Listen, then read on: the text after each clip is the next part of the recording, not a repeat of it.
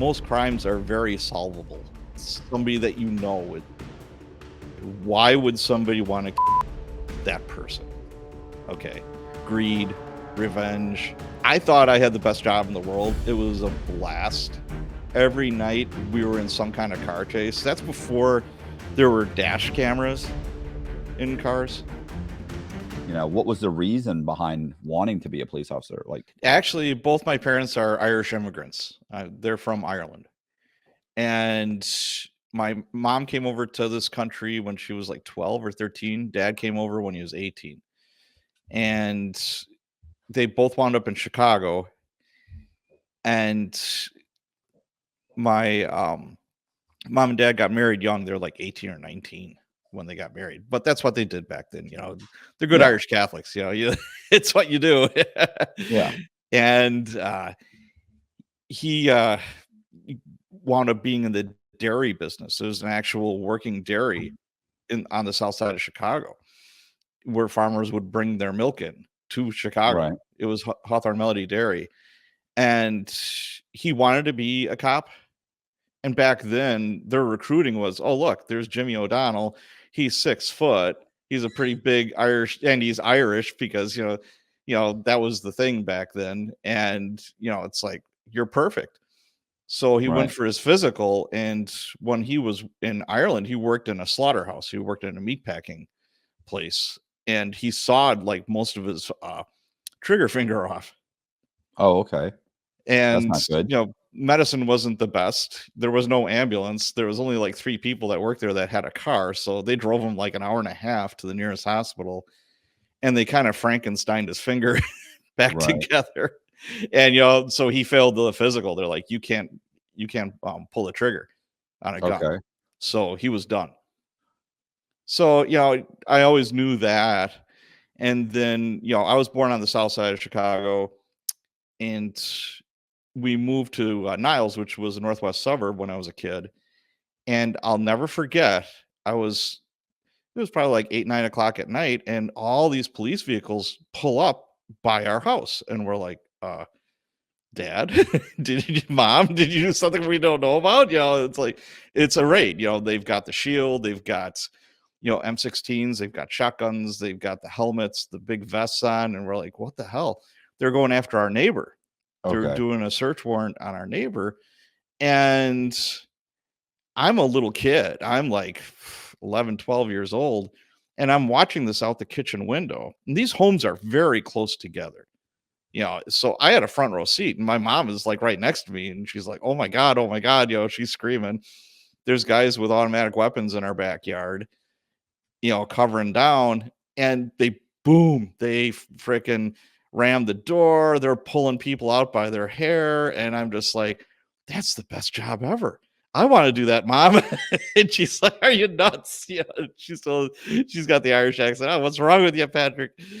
So, of course, I watched all the TV shows, like Adam 12. And we're around the same age. So it's about the same, Beretta, Starsky and Hutch, SWAT, all, they all sounded really cool. Well, fast forward, I'm going to college, and I started out as a music major. I was going to be a band director.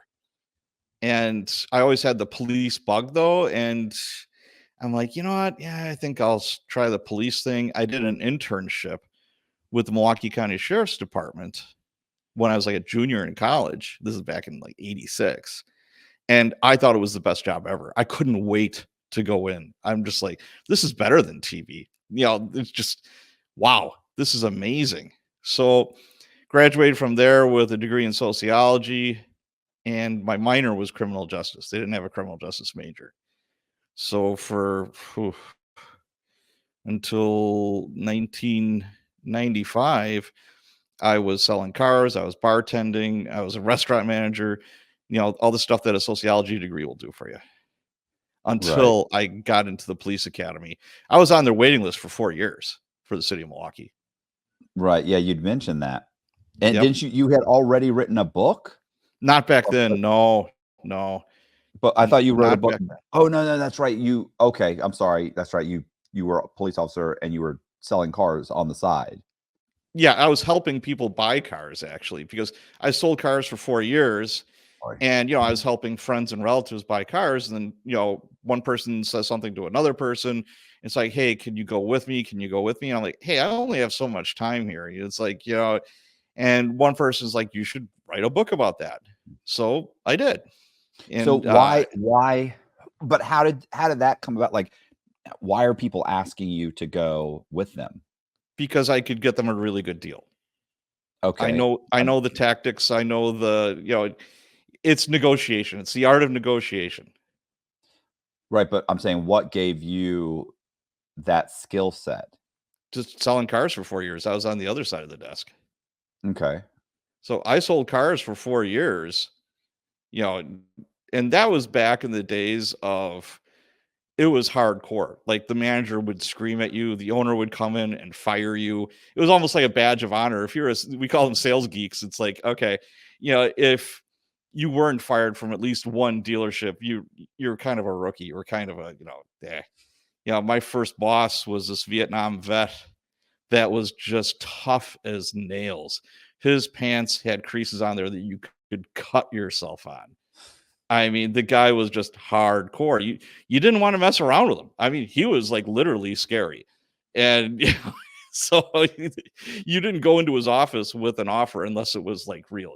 There's no mamsy pamsy. Well, he doesn't know, blah blah blah. He says, no, he says, I want money and I want to sign contract. I'm like, yes, sir.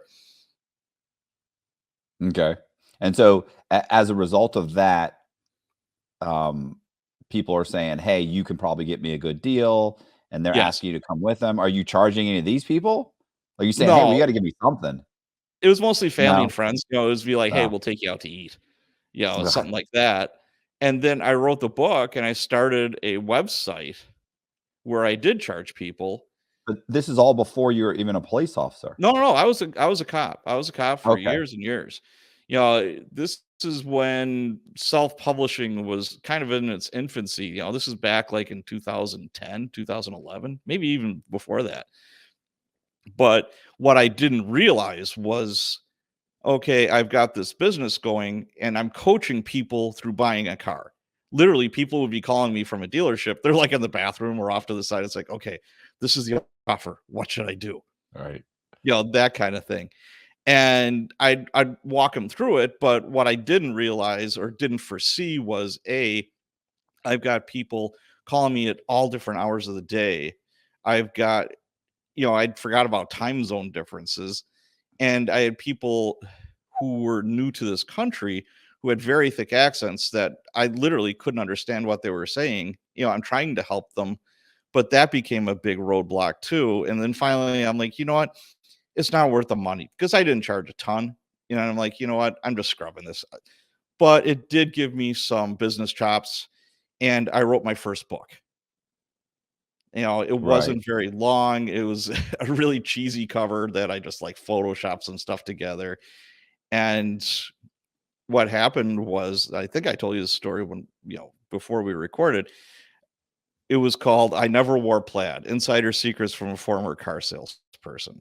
I Right. used a pen name because in order to do any kind of off-duty employment, you have to get approval from the chief.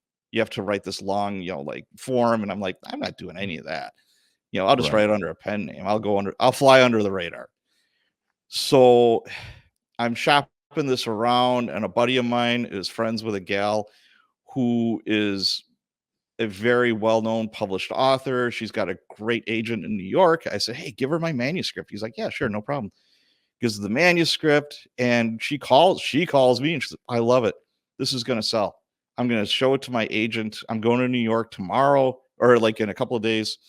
I'm going to show my agent, and I'm thinking to myself, holy shit. I hit I just struck gold. This is amazing. Yeah, I literally went to International Autos and I'm looking at the BMWs and Mercedes and I'm just like, yeah, this is cool shit, man. This is gonna be great. Then my buddy calls me literally the next day and he's like, yeah, I kind of had a little fight with, I forget her name. And I'm like, oh, okay. I said, how little or big are we talking? He said I wasn't very good. And I'm like, all right. So I call her. I said, hey, I understand you guys had a little bit of a falling out. Is there any way we can, still maintain a business relationship here? And she's like, no, F you. I already threw your shit in the garbage. Don't call me back. So in a matter of hours, I went from looking at new BMWs to, okay, I guess I'm back in my Toyota. So when you first started as a police officer, what was your first like assignment? Like how does that work? The way it works is that I didn't know Milwaukee. I was living in Madison, Wisconsin. I'm from Chicago. We moved to Wisconsin when I was in high school to a little town. I finished up college at UW Whitewater, and I moved to Madison. I was there for like 4 or 5 years. Then I got it on the job in Milwaukee, and I didn't know Milwaukee. And back then, they assigned you to a district station, and you didn't have a choice. It was just whatever the needs of the department were. Okay, we're 10 cops short at District 5. Guess what? You're going to District 5. There was 42 of us in our class. It was a small class. There was supposed to be 60. But some people failed out. Some people never showed up. There's always weird stuff and that kind of stuff. So there was close to 10 of us that wound up going to District 5. And this is before, Garmin's or GPS or any of that. And I've got my map. Literally, my map is out. And I'm driving there. We're there for an orientation with our captain. And I pull up and I'm like, okay, I'm from Chicago. I know what a bad neighborhood looks like. This is really bad. It looks like Lebanon. There's boarded up houses. There's holes in the ground where homes used to be. I mean, it was bad. And you're just like, all right, fair enough. So go inside the district and it's like, okay, this is where you're going to be. Report. My first, you go through field training. It's 6 weeks with an FTO, field training officer. And I was on late shift, which was midnight to 8. Then I did early power shift, which was 11 in the morning till 7 p.m. And then after that, I went back to late shift.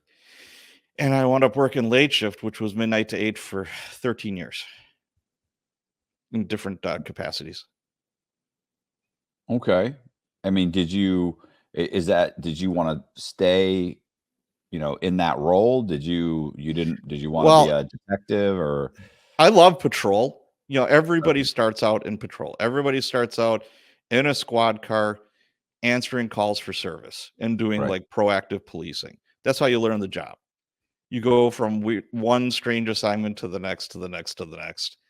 And hopefully whoever you're with, that will sink in. And it's like, okay, now you're going to learn the job. It takes a good, I think, 4 to 5 years before you're at the point as a police officer where I can go at anything and I feel pretty comfortable, doing my job. So yeah, I was just wondering because I know Vic, which I've had on the podcast, I know he was saying like from day one that he wanted to be in the auto theft division from day one. Like that's what he was going for the whole time. Right. For me, I was thinking either K9s, SWAT, or the motorcycles. I love motorcycles. But the cool thing about being in patrol and learning the job is now you see what all that actually is compared to what you thought it was by watching movies and TV and all that kind of stuff. And patrol was where it was at. I mean, most cops stay as cops. There's 2 different avenues you can go. You can go into investigations, and that's what detectives are. Right. And some departments, they don't even call them detectives. They call, it's a lateral, they call them investigators or whatever the case may be. And it's a lateral transfer. You wear a suit. We call them suit and tie detectives. There's 2 different types of detectives. There's the suit and tie detective that, like the homicide or the robbery guy, or, like sensitive crimes dealing with, child abuse or sexual assault, that kind of thing. And then there's the detectives that go off to like what Vic was doing. The more proactive, you're on the street, like gang cars, vice, those types of things. You kind of blend in a little more. Everybody knows you're a cop. I mean, it's obvious, but it gives you a second or two where they're scratching their head like, I'm not really sure. And then the light bulb, comes on. But I love patrol. I love being in uniform because if I rip my pants or my shirt, the city would give me a brand new pair like the very next day. And Right. I'm not good at matching. It's like I needed Garanimals as a kid. The blue pants go with the blue shirt. It's a no brainer. Um, yeah, I was gonna say I've interviewed a few uh, police officers, and I interviewed this one guy who was like to be a drug dealer. Like he's like they would go and they'd go like this guy worked in the actually in the jail, and he's like they went to him. He said because like I was raised in the projects, I was raised Mm, in those areas, that he's like I could speak like a street guy. I grew up with those guys. He's like because a normal cop, they just spot you right away. If you were raised middle class, you just can't pull it off. And I interviewed a woman uh, who actually does crime cleanup now, and she said basically the same thing. She said, "Yeah, it's real. You have to be an actor. Like it's really tough to get in there and pretend to pull off being a drug addict or a drug dealer or they spot you and they look at you and they no something's something's off." Something is amiss. Yes. And Yeah. I mean, I worked plainclothes assignments and I supervised plainclothes assignments. I was in charge. I later promoted to sergeant. I went into a supervisory role. And I had we call it the tavern car. It was a licensed premise car. So I worked 7 at night till 3 in the morning, and we would go after taverns for whatever violations they would be going on, either like overcapacity, health code violations, like just no hot water, no soap, the bar fruit flies and the booze, that kind of stuff. And then we would go after it's like, hey, there was 3 shootings in the last 2 months at this bar. 2 of them were homicides. My captain would be like, I want that place closed. And it's like, yes, sir. Off to the races. So we'd go in and I'd have undercover cops and I would go in undercover as well. And we're just watching what's going on. And it's like, then we just close the place. We'd announce we'd have a bunch of other cops coming in uniform. You're finding sawed off shotguns behind the bar, the convicted felons, doing stuff that they shouldn't be doing. People on probation where their conditions of probation are you can't be in a bar, you can't be around other felons, you can't, and they're, so after a while, we got pretty good at doing this, but it's politically motivated too. And it's motivated by, it's like, captains at a community meeting. It's like, hey, this one bar, at bar time, you know, they're noisy and they're loud. They're staying after bar time. I'm trying to sleep. I've got a job I have to wake up for in the morning. They're waking up my kids, that kind of thing. And these are in some like really bad neighborhoods. Right. So, we would try to take care of those problems for them. So, yeah. And I had an undercover car or cars for like if there was a trend, say in armed robberies, okay, they're hitting all the Walgreens, in this area. Okay, you put in some UCs, you put in some undercovers there, and you kind of go. A lot of times there was trends and there was patterns to these things, so you're hoping that you get them, that in the gas stations, whatever the case may be. So yeah, but the true undercovers that were like deep undercover for a long time, they looked like they were members of a rock band or something. They had long, greasy hair, and Yeah. the ZZ Top beards. And just sometimes it's like I knew the guys, but I couldn't recognize them. I mean, they just look like dirtbags, but they Yeah. have to blend. Yeah, I interviewed a DEA agent, or I guess a retired DEA agent. He was showing pictures, and I mean, the whole thing, just scruffy, long hair, Yep.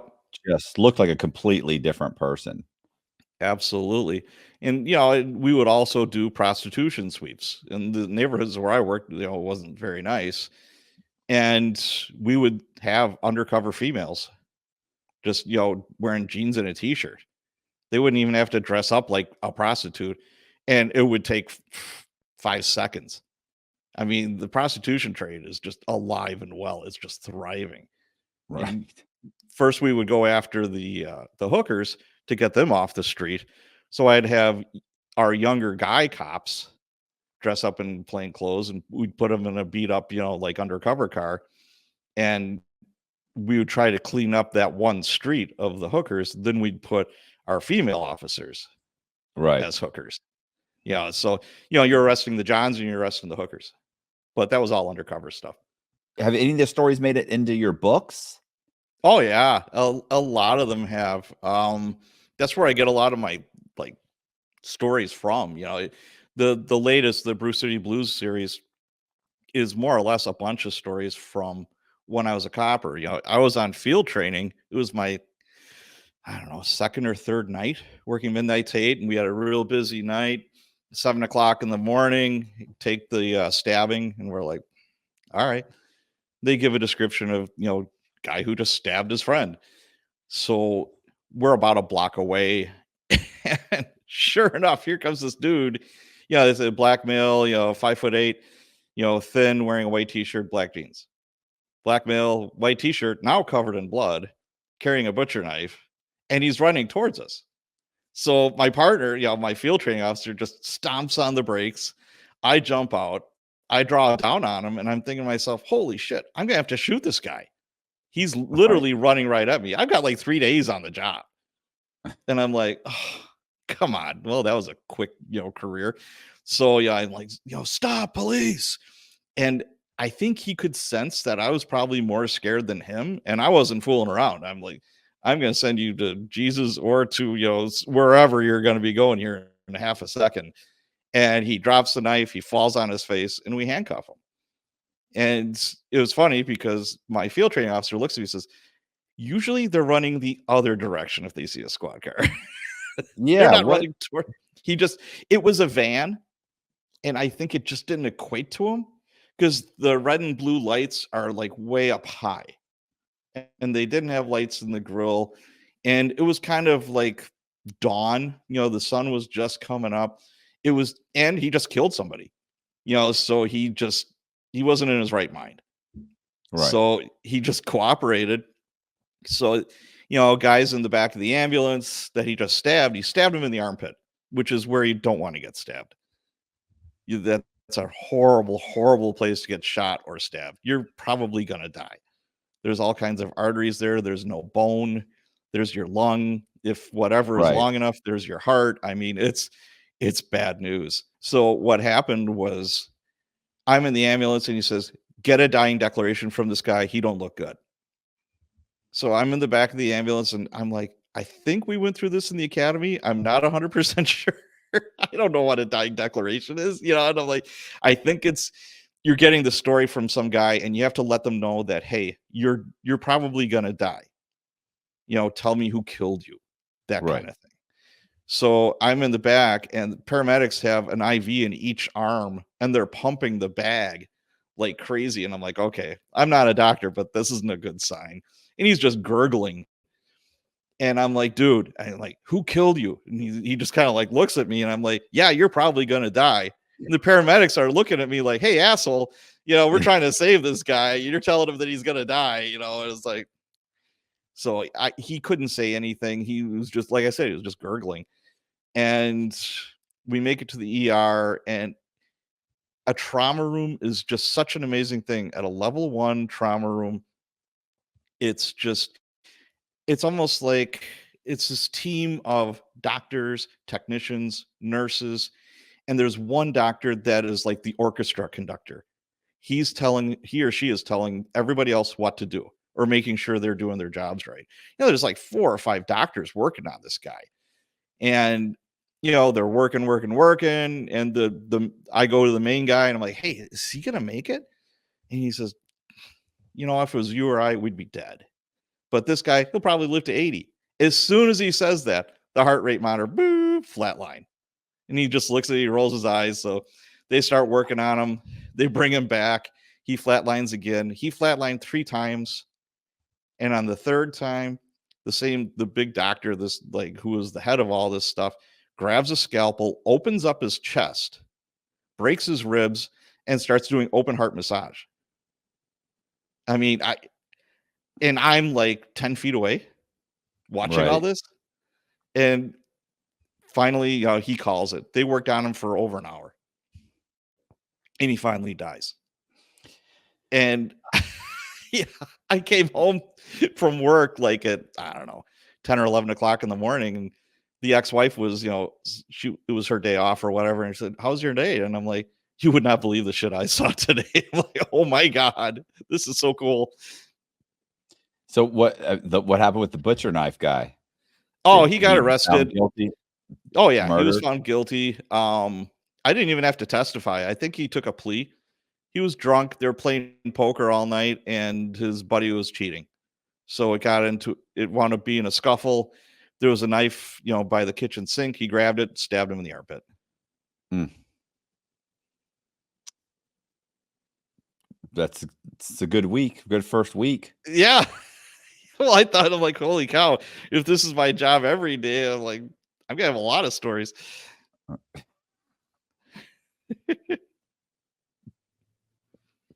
So Anything else? oh God, yes. Is I that it? mean, no. Well, nice. Thanks for coming. Yeah, hey, we'll see you. Hey, thanks everybody. No, so I continue my field training and do a bunch. We probably had in those 6 weeks at least 10 to 15 homicides that we responded to. Bad was this neighborhood? Oh, it was horrible. I mean, this is 1995. This is the height of the crack epidemic. Or it was kind of the down slope, but it was still very, very, very prominent. Right. So everybody's killing everybody over crack. I mean, you'd have drug dealers selling drywall instead of, crack cocaine. That'll Right. get you a bullet in your head. They'd be selling ivory soap. That'll get you a bullet in your head. They'd be selling where they're not supposed to be selling. That will get you a bullet in your head really quick. So there was a lot of different stuff with that, but I think in that time frame, we were about 250 homicides a year, thereabouts, in a city of 600,000 people. And we had about 1,600 cops total. So every night, you were doing 20 to 30 assignments. You were going to in a radio car, in a squad car. And then I got switched over to early power, which was 11 in the morning till 7 p.m. And that's a little bit different crowd where not everybody you're dealing with is a criminal. When you're working midnight to 8, for the most part, everybody you're dealing with is guilty of something. What your mom say, nothing good happens after midnight, right? Right. So now I'm dealing with normal people, but there's still stuff going on. I mean, I remember I was with my new FTO. It was my second or third day with him, and the day shift cops called in a subject with a gun. Some guy's shooting rounds off on whatever block. So what happens is you flood the area with cops and you set up containment. You try to cut off every corner, and you're just waiting for either you're going to start making yards, which means is you start going to look for the bad guy, or the bad guy is going to pop up and you can get him. So I got my gun out, I'm being all vigilant and whatever. And I'm waiting for some guy with a gun to, come popping out of the weeds. And I hear on the radio, it's like, yeah, subjects in custody, gun recovered. I'm like, oh, okay, cool. I like it. So my FTO is telling me, okay, this is what you did right. This is what you could work on, blah, blah, blah. And we're walking back to our car, and there's two like 16-year-old kids sitting in a Volkswagen Jetta. I'll never forget it. And it was like brand new. And they had the 1,000-mile stare. Criminals are like little kids. It's like, if I don't look at you, you won't see me kind of thing. Right. So they're sitting in here, and this is like one of the poorest neighborhoods in the city, if not the country. And here's this brand new Jetta with these two kids in there. And it's like, okay, which one of these things just don't belong? So Right. he looks at me and I look at him, and he goes by the driver's side, I go by the passenger side. Before we got close enough, both doors fly open, boom, it's off to the races. They're running. So I'm like, all right, I'm the new guy. So I'm the brush beagle. I'm I'm running after these guys through all these. in a lot of these neighborhoods, people don't take care of their yards. I mean, the grass was sometimes up to your knees or up to your waist, Right. and you're trying to run through all this stuff, and there's fences in almost every yard. So you're going over these fences. Long story short, we got the 2 guys in custody. It's like, okay. Well, we run the plate of the car. 2 detectives show up because they heard it over the air, and it's like, we've been looking for these little fuckers all night. And it's like, you have? What's going on? The night before, the guy who owns a Volkswagen Jetta was going to pick up his girlfriend at 9 o'clock at night it was like a famous footwear, some shoe store. She was in college. And it was kind of a tougher neighborhood, so he always drove her. He didn't want her walking home. So he's waiting in the parking lot. These 2 sluggos come up with a pistol. It's like, get out of the car. So he gets out of the car. They beat the shit out of him in the parking lot. Then they tie him up. Then they take his ATM card and they put him in the trunk of his own car, and they drive around all over the city taking money out of ATMs until, the card is like, either, he was out of funds, or they're like, there's only so many, transactions you can do in X amount of time. And they literally beat him so bad he was almost dead, and they just dropped him off on the side of the road. So it was like, wow, we didn't know that. Yeah. So we just saw 2 kids that shouldn't be in this car, and they just bolted. We knew they were guilty of something, but we didn't know it was that. And it's like, wow, that's cool. But unfortunately, they're both 16-year-olds, so they maybe got a year or 2, if that.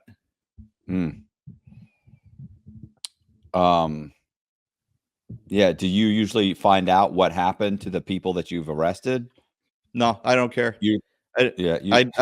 I just didn't care, because the next night there was a new one. Yeah. It's like some guys would do that, and it kind of messed with your head a little bit. It's like, our job is to arrest them. Our job, detectives, their job is to make a good case on them. And then it's the DA's job to prosecute them. Right. So, yeah, that's the way that worked.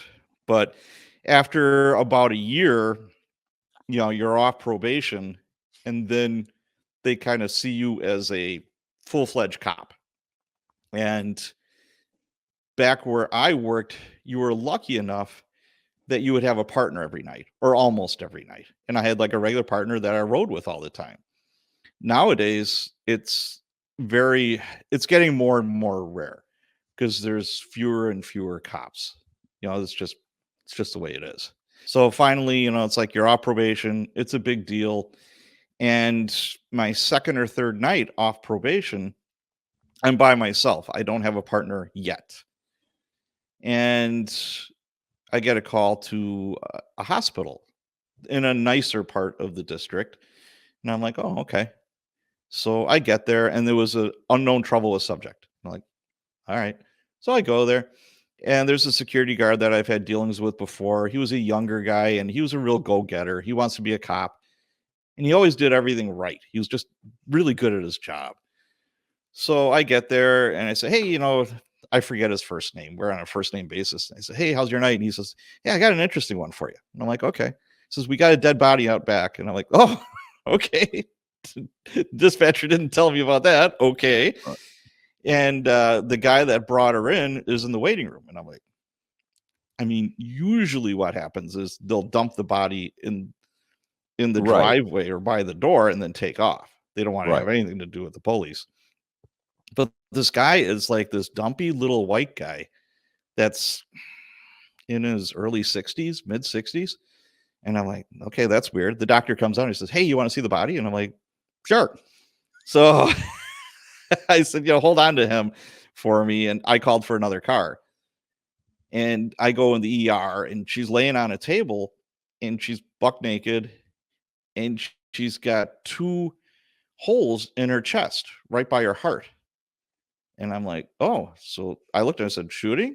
She said, that's what I thought too, but I did an x-ray, and there's no metallic objects in the body. I'm like, stabbing? And he said, those holes are perfect. He said, I don't think it's a stabbing. Yeah, he's like, there's no exit wound. The bullets have to go somewhere. Right. And I'm like, yeah, absolutely. So we have a little bit of a mystery. So I go back out in the waiting room and I'm like, okay, dude, what's your story? And he said, well, I was at whatever bar it was. It was getting close to closing time. And I was talking to this gal all night and we're getting along really well. And the victim was Native American, probably about 30, so significantly younger than him. And she was very attractive. And I'm like, either a prostitute or something's just not gelling here. He's got his little Ford pickup truck with a little camper on top of it, his fishing poles, and and I'm like, this is just weird. So they strike up this conversation, things are going great, and she's like, yeah, I'll go home with you tonight, but I have to go back to my place, get some toiletries and a change of clothes. He's like, yeah, fair enough. So he's like, I'd had a bad feeling because this neighborhood that she lives in is really bad. And I'm like, yes, it is. And she goes inside to get her stuff and he's just waiting for her. Next thing he knows, she's tumbling down the stairs head first. And he's like, he has no idea what happened. And she's just like this pile at the bottom of the stairs. He scoops her up, puts her in the truck, drives her to the emergency room. Well, by now, homicide detectives are there. And I tell them the story, and they're like, really? Well, this is different. I ran him. He had zero criminal history. He was, we're like, because most of the time people lie to us, Right. Even people who aren't breaking the law lie to the police. That's just the way it is. And I'm like, okay. And we're all scratching our head. And it's like, hey, do you remember the house that you took her to? Yeah, I sure do. I'll never forget that house.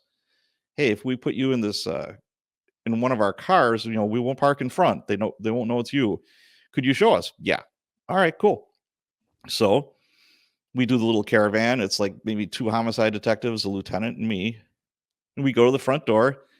We walk up the stairs, go to the front door. I knock. And this lady opens and she's like, well, it ain't like I killed the bitch. And the homicide detective and I just looked at you and says, well, actually, yes, you did. And she's like, she had this look of like, oh shit. What happened was she was in a relationship with this woman. She was a lesbian. Okay. And she wasn't too happy about her stepping out with some dude. So fight ensues, and there was a barbecue fork in the kitchen. She stabbed her with the barbecue fork. And the barbecue fork was still in the sink, like sticking out. And I look and I'm like, matches perfectly. Right. And I'm like, so homicide So she solved. stabbed her and then she stumbled down the stairs and then fell, or she was like trying to leave and then it just was over, then just died halfway down the stairs and just tumbled down the stairs. Yeah. Right. Is that right? Yep. That's exactly what happened. Yes.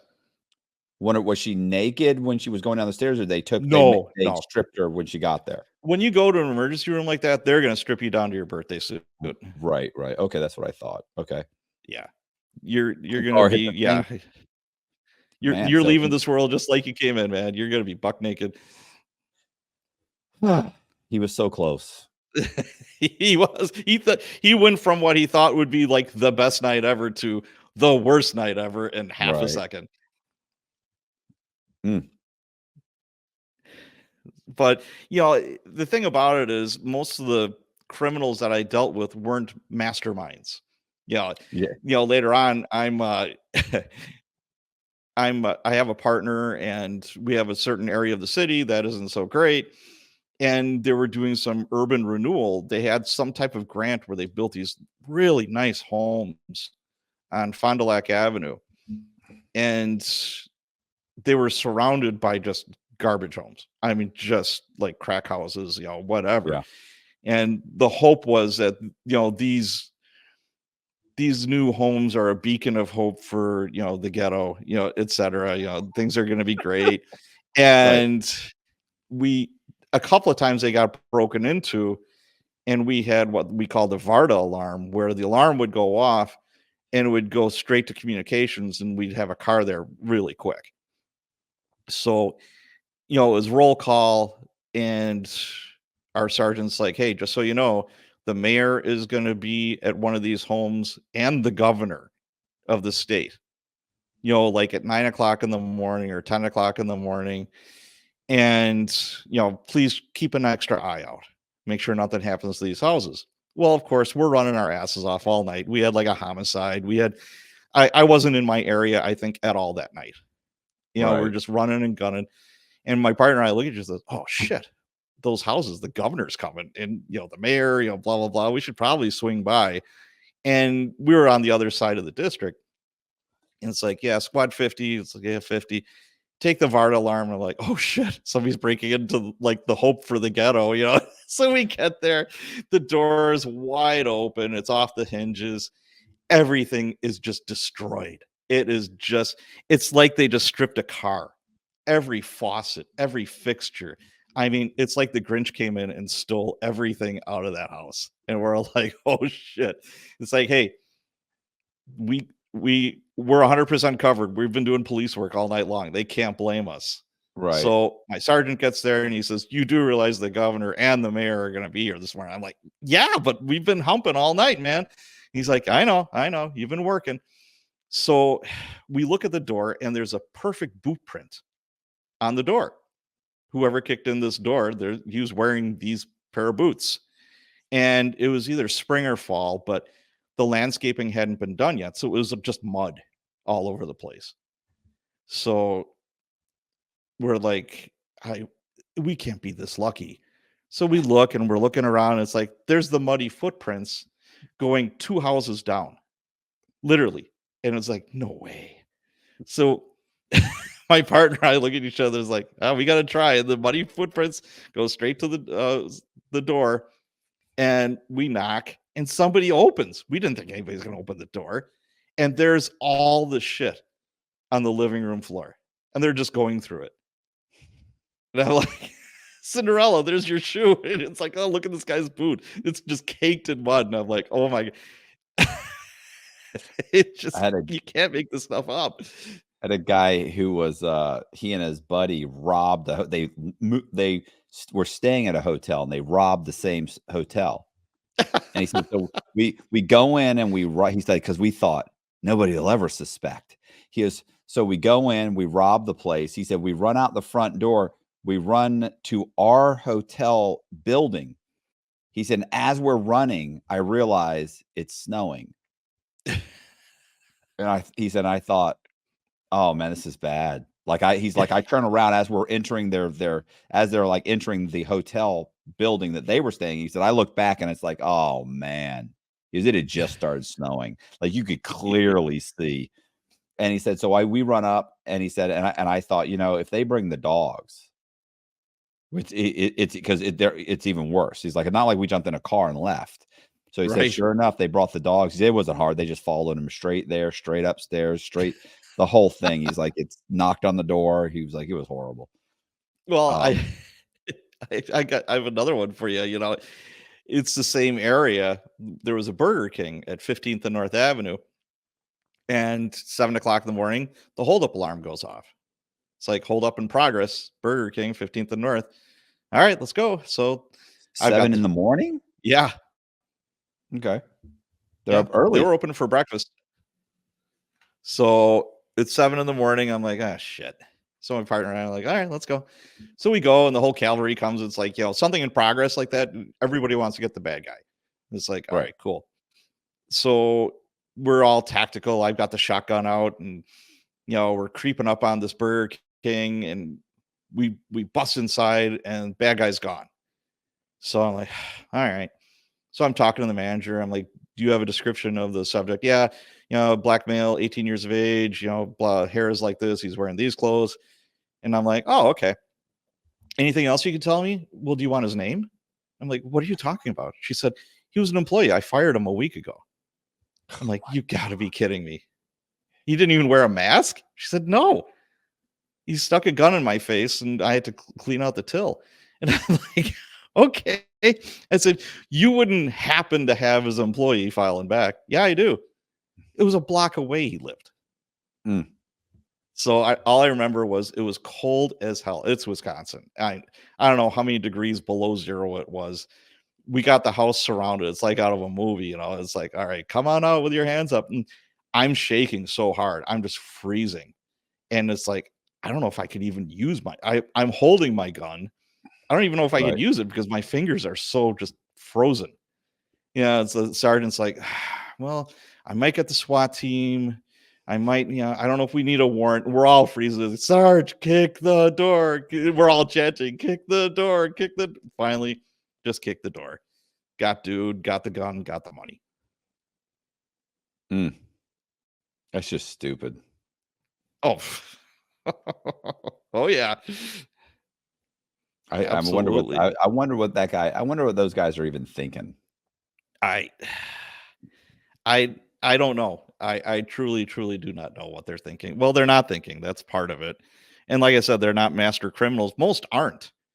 You know, most crimes are very solvable. You know, Right. it's somebody that you know. It's somebody, it's an acquaintance. It's, you go after, it's like, okay, why would somebody want to kill that person? Okay. Greed, revenge, jealousy, just go after the 7 sins or whatever, you Yeah. go down, do that checklist. You'll probably find something, where you're gonna do that. But I thought I had the best job in the world. It was a blast. Every night we were in some kind of car chase. That's before there were dash cameras in cars. Right. And it was, and for the most part, we were very, very good at it. We didn't get into crashes, and if we did, they were minor. We didn't have officers getting hurt on the regular, nothing like that. But that was like one of the biggest parts of the job that was like the most fun. Was just chasing people around all night. Right. Did you ever serve warrants or anything like that, or? Yeah, what happened would be our homicide unit would wait till like 6 or 7 o'clock in the morning, and it's like, hey, I need a couple of cars to meet me at. Let's go check for a suspect. Yeah, we got a warrant for, blah blah blah. So yeah, sure thing. 9 out of 10 times we never even kick the door. We just knock on it, and somebody would open the door, and girlfriend, mom, whoever. Right. It would be pretty uneventful. It wouldn't be anything like guns a-blazing or anything like that. It was pretty boring, actually. Any others? You got anything that stands out? Yeah, a lot, actually. It's not always crime. Sometimes, it's people killing themselves. We got called to a subject with a knife. We didn't know if he was trying to stab somebody, if he was, whatever. And we got there, and he's got this huge ass butcher knife up to his chest. And we're like, all right. So we're all talking to him. There's probably like 4 or 5 cops and a boss. It's like, Right. don't do it. And I was the closest to him, high in sight, not very tactical of me. He could have easily just turned it on me and tried to stab me. Right. But, I started developing a rapport with him, and then we just locked eyes, and he just shoved that knife in his chest as far as he could. And I'm like, ugh. And there was that half second of everybody looked at each other like, now what? Yeah. And then the guy took off running with this huge knife in his chest.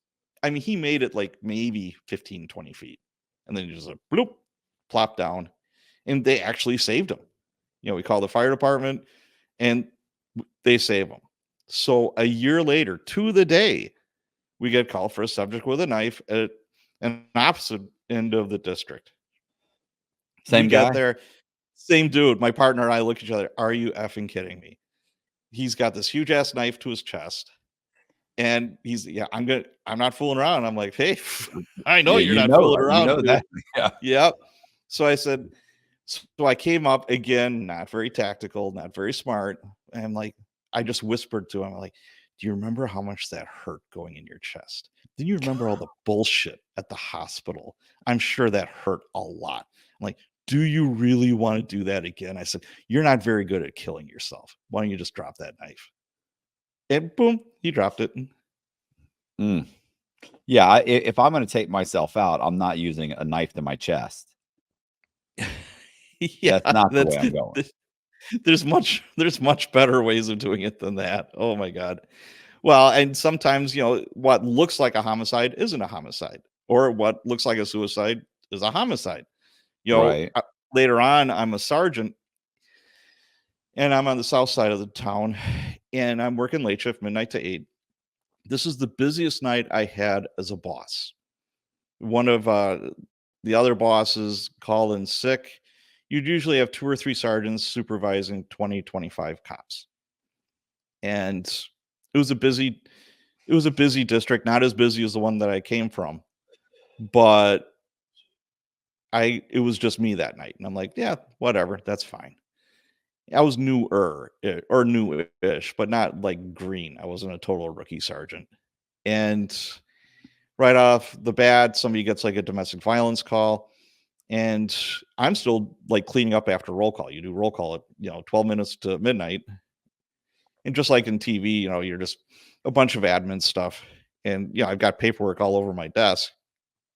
And I'm monitoring, and then gets me on a side channel and says, Sarge, I'm gonna have to kick the door. Nobody's answering. And I'm like, kick the freaking door. I said, I'll be there in a little bit because I got to grab a camera and there's a report I have to file if we do any kind of damage Right. to public property.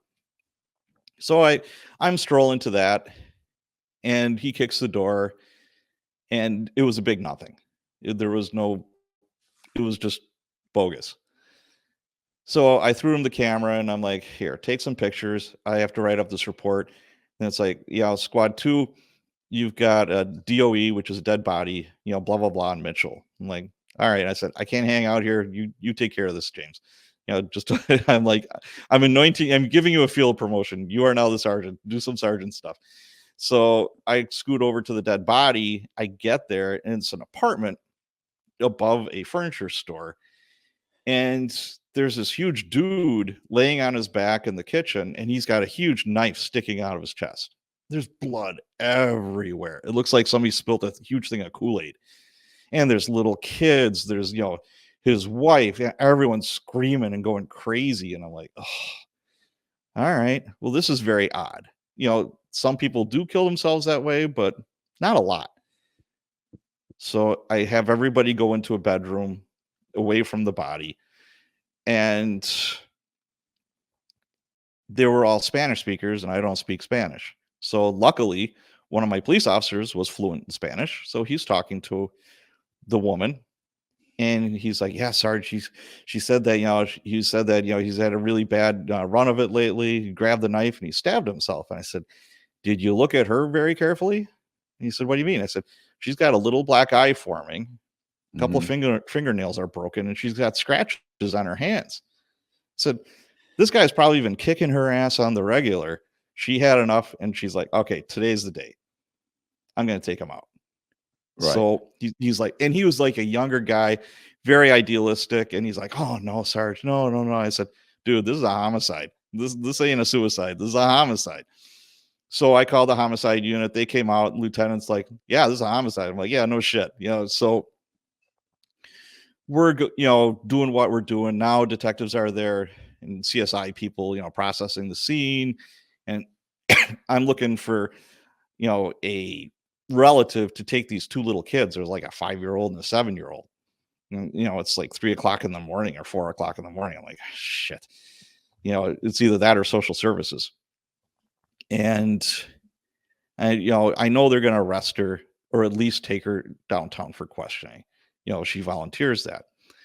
And then the dispatcher comes up and says, hey, Sarge, hate to do this to you. So, it's a bag of shit's coming your way. And I'm like, all right, give it to me. She said, I got a hostage situation, blah, blah, blah address. It's on the other side of the district. And I'm like, all right, 10-4. So I look at the lieutenant. I'm like, you okay without me here? And he says, yeah. He said, this is really simple. He kicked her ass. She grabbed a knife. She killed him. I'm like, yeah. So I scream over to the hostage situation. There were some early shift cops that were like anti-gang cops that were doing a warrant, that were just leaving whatever they were doing, and they heard it over the radio, and they scooted over there because all my cops were taken up. I had no more cops. Right. So they're there, and I take a look inside this house. Here's this like big, like biker dude with the big biker boots. And he was probably about 6'3, 6'4. He looked like Herman Munster. He was huge. And he's got this huge Rambo knife. And his wife and 2 kids are on a couch in front of him, just bawling. And he's got a bottle of Jack Daniels, in one hand, and the Rambo knife in the other. He's, I'm gonna fucking slice them up, blah blah blah. And I'm like, all right. And he's got both doors barricaded, furniture, carpet. I mean, completely barricaded. So it won't be an easy in to get into that Right. place. But we had good, clear fields of vision. That was the only thing we had going for us. I could see everything. And I'm like, all right, this is the first time I'm going to call for the SWAT team. They've got a lot better equipment, and for this type of situation. But whenever you do that, we call it, the circus is going to arrive. You're going to have negotiators coming. You're going to have the SWAT. You're going to be there literally all day, because if they can talk to them and get them to surrender, that's your goal, a peaceful resolution to whatever. But I told my cops there, and this is before we had patrol rifles. We just had shotguns and pistols. And I'm like, if he makes one more step towards his family, we got to take him out. Right. Yeah, 10-4 on that, Sarge. So we're talking. We have a dialogue going with this guy's just drunk and crazy.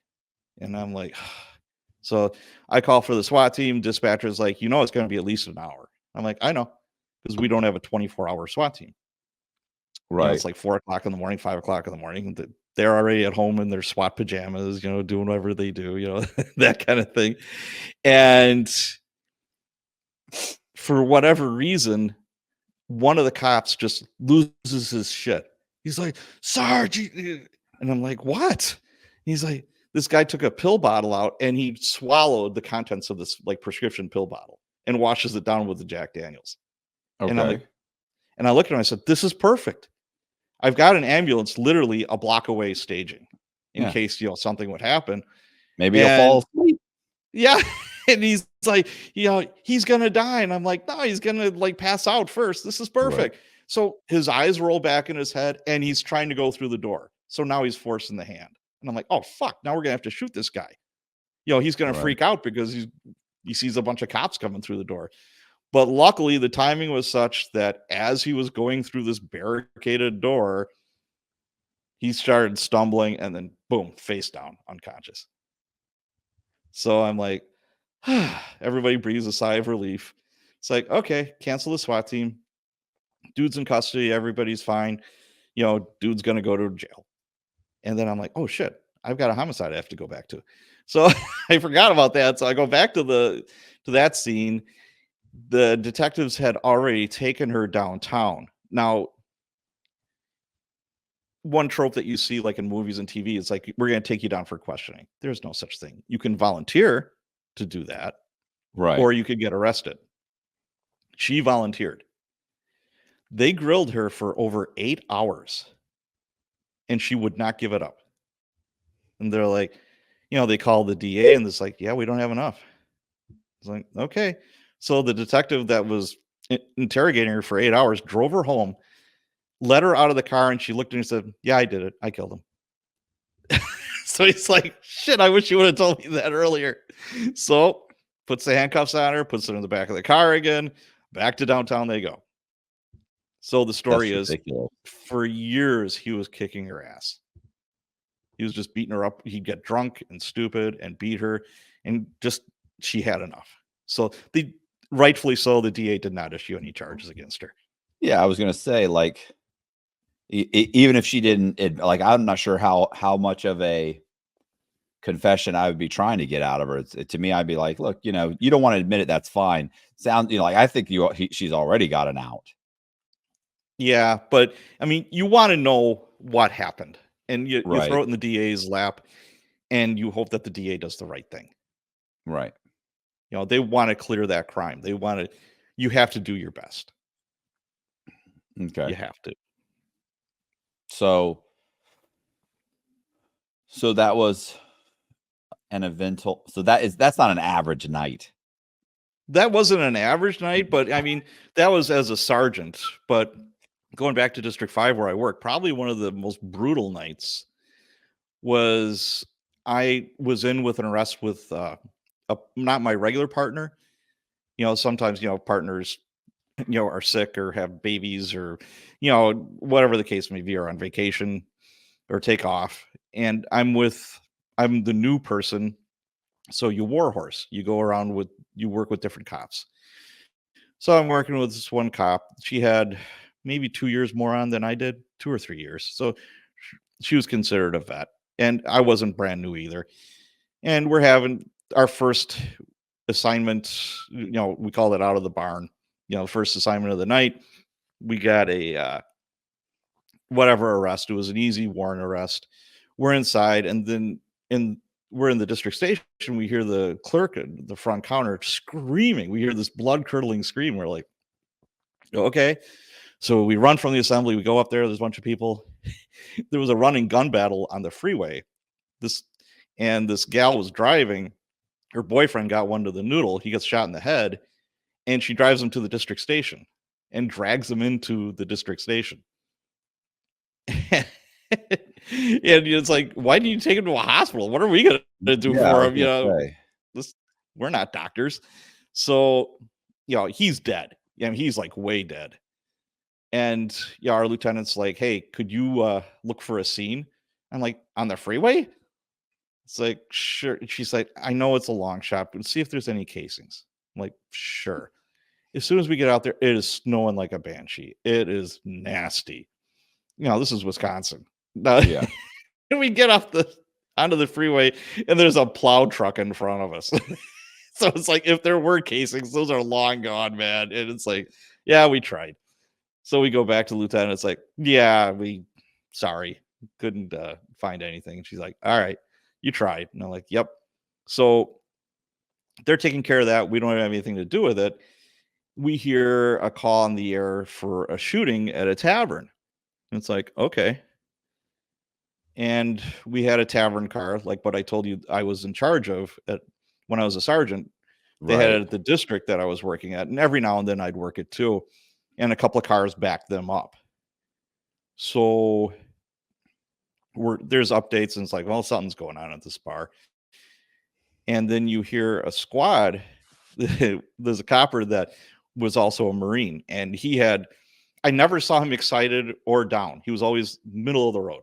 Nothing got this guy excited. So he gets on the air and he's like, Squad 53. It's like, yeah, they're shooting at us. Send us more cars. Just like he's ordering a pizza. And I'm like, really? We just look at each other like, oh shit. And then another cop gets on the air and is just screaming, we need more help. We need more help. And it's like, oh, okay. So we hop in our squad. We get there. What was going on, what we didn't see, was there was 4 cops going up a gangway, but they didn't realize there was 4 dead bodies, 1 on the street and 3 inside the bar. And one of the guys that was involved in the shooting was going down the alley. They see half of his body. And it's like, let me see your hands. Let me see your hands. And he had a 357 in his hand that they didn't see. It was hidden behind, the building. So he's like, yeah, sure. So he puts one hand up, then he raises the gun and just starts blasting at the cops. Misses one cop's head by an inch. They return fire. They miss. Another cop sees him going up a fence, grabs him, jackhammers him down on the ground, breaks his collarbone, and the gun plops out of his waistband. As this is going on, we get there. This is all happening at the same time. And I literally almost trip on the dead body on the sidewalk in front of the bar. We get in there. There's 2 cops by the dartboard. And it's like Charlie's Angels. They're back to back with their guns up. And they're like, we don't know. They were like in shock. The bartender was dead behind the bar. And there was 2 patrons dead. One guy still had his can of Budweiser in his hand. I'll never forget it. He was shot behind the ear. And these were all just like regular Joes that lived in a shitty neighborhood. And the guy with the Budweiser, he just got off of work in a factory. He just wanted to go have a drink before he went home. Right. These assholes came in. What happened was They were all like 18 to 20 years old, and the bartender wouldn't serve them. They're like, all right, fucker. So they go back and they had Uzis and Mac 10s. They just lit that bar up. I've never seen that many casings at a scene ever. So, like I said, we're literally just stepping over dead bodies and casings, and we cleared the bar ourselves, which means, there's the upstairs dance floor. Then downstairs they had another bar and a dance floor. And it's like out of a movie, just like little twinkling lights and stuff. You're trying to find the light switches, and that was crazy. Yeah, I was gonna say the Pulse at the Pulse nightclub. Oh yeah, shooting. Yeah, like those people are trapped in you're trapped in a room with how do you even if you're you realize what's going on and you start trying to get out, like there's only a couple exits. Oh yeah, you got a problem. It's pandemonium. It's craziness. But to end the story, the dead body is still in the lobby. They're investigating it, and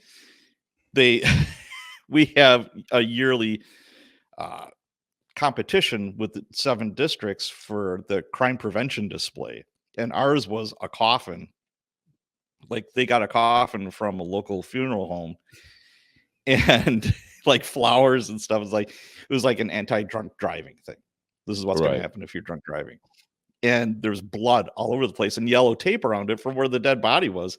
The captain came in the morning. He's like, man, these are getting more and more realistic every year. He's like, nice job, guys. And it's like, no, there actually was a homicide. And, the casket is literally right above this dead body. It's like, yeah, we could have saved him some time. Plop him up in there.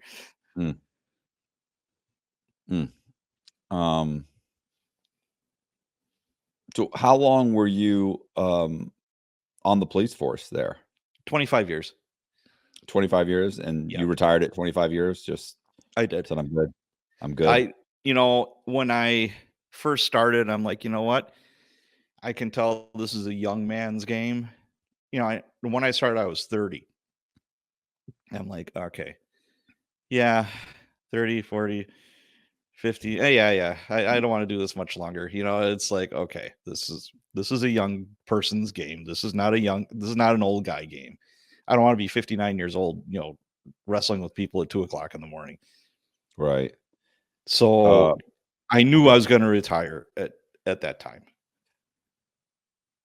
Did you go on to anything else? Yeah. I'm a big fan of dig the well before you're thirsty.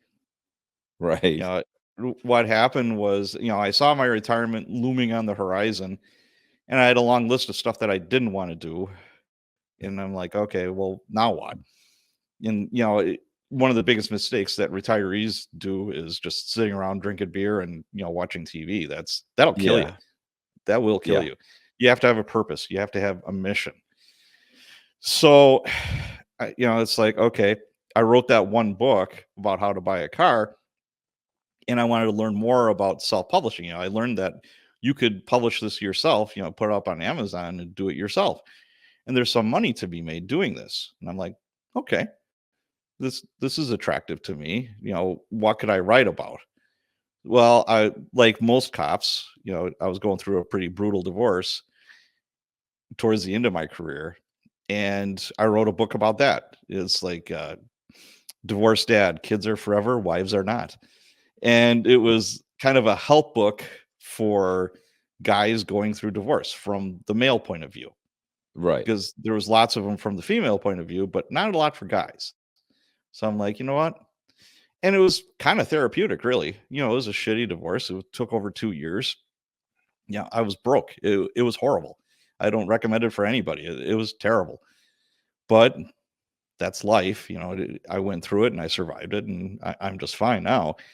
But what happened was I wrote that one also under a pen name, and I started going to conferences, author conferences. Right. And inevitably people would come up to me and they're like, hey, you're that police guy, right? And I'm like, I'm not wearing a t-shirt and I don't have a sign. People always know you're a cop. always. Right. Yeah, and I'm like, yeah. And it would be authors asking me, hey, you know what?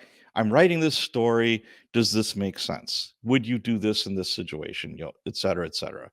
And I'm like, okay, yeah, be more than happy to help you. So there was some writers there that I befriended me. I'm a big I I'm a big believer in mentors and trying to be around people that know more than you and are smarter than you in that Right. business. And they're like, you should really this is what you should be writing. You should write you should write a book about like police procedure for writers. I'm like, Right. okay. So I started writing this book, and this is like a couple years before I retired. So I started writing the books, and it was a very large book. And again, somebody a lot smarter than me is like, hey, cut that and make that 2 books. You'll make twice as much money. I'm like, hmm. So I did. Makes sense. Right. I started a Facebook group called Cops and Writers. Those were the names of the books. And the Facebook group was my editor and a couple of buddies. Now there's like 6,600 people in it. I've got Whoa. cops literally from all over the world in this Facebook group helping out writers. Cops and And Writers. I I'm then writing from that down. there, thank you. I started the podcast Cops and Writers to try and sell more books. I'm like, yeah, I'll do the podcast because I started going on podcasts to promote my books and promote Right. me and in the Facebook group, etc. And I was doing consulting, and I will for the right price tag, but what I found out is it takes up a ton of time and the return isn't so great. Not and a lot of these are independent authors that don't have a lot of money, and I didn't want to charge them a bunch. Right. So I do it, but very sparsely. I don't do a ton of it anymore. So yeah, one thing snowballed into another, and I had a guest on my podcast that owns a publishing company that I've known for years, and he's like, "Hey, I want to have some crime fiction in here. Are you interested?" And I'm like, "Sure." So I signed a 6-book deal with him. So Okay. the last 4 out of 9 books that I wrote are with his publishing company. And that's the Okay. Brew City Blues books. Those are more or less like Hill Street Blues, but set in Milwaukee in modern times. And those are a lot of stories from like what you just heard and more. Right. Have you tried to are you guys does he work on trying to get them that turned into a series or anything like that? Or is it just It is a series. Trying to get it, you mean like a no television series or like a a TV movie? series? Right. Yeah, that's tough. That's a Yeah, very tough nut to crack. I I know. mean, it's in the contract, but Right. But yeah. nobody's really working on it. Yeah, it doesn't even if somebody's working actively working on it, it's tough. Oh, I was a co-host for another podcast for about a year. It was JD Barker's podcast, and he's a very high speed author. He writes with James Patterson. You know, he yeah, he's one of the very, very, very top tier authors, and he's got movie deals, but he said most of these are never going to come to fruition. He Right. said they'll buy the rights. You'll strike a deal for X amount of money. Okay, now, say Apple or, Amazon Prime, okay, they've got the rights to this story, blah, blah, blah. He said, we had one where we were on the sound set. We had the actors, everything. In the You think morning it'd be of the first, you think that's a slam dunk, right? you think by that point it's done deal. Nope.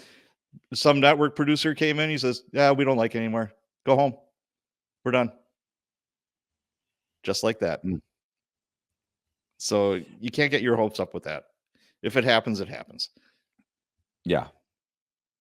Yeah, that's been my experience so far because I've been on numerous, meeting after meeting after meeting and the whole and then in the end it just doesn't happen. I mean, and you're saying so you've got your buddy who's the producer.